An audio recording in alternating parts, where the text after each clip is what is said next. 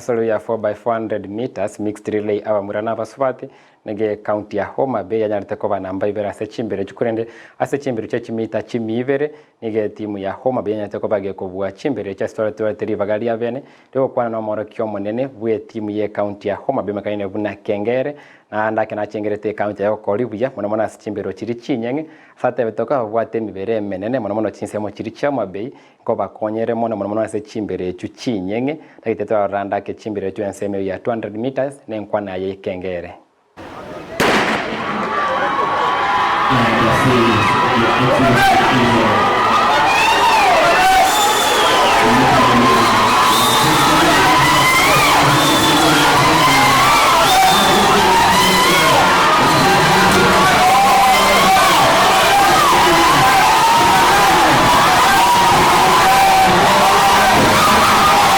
Kupita Nyakundi Kengere coach ya Homabay County yene team yetu ya athletics girls mixed relays.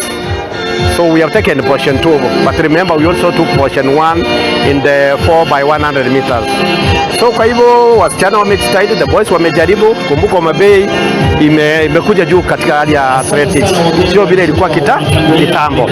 Otherwise nashukuru, it has been a very stiff competition, but we have tried. Short distance, you know, naturally short distance inahitaji watu wazito, and ukiona wale wanafunzi wetu ni wazito, ukiona Usain Bolt and Omanyala ni watu ambao wamechenga mizuri.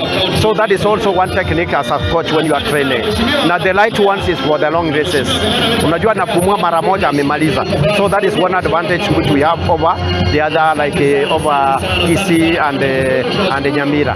We are promising nationals. We are likely to take it. I know there is a big challenge, especially in the long distance from the left part, but I know we will not miss number 2.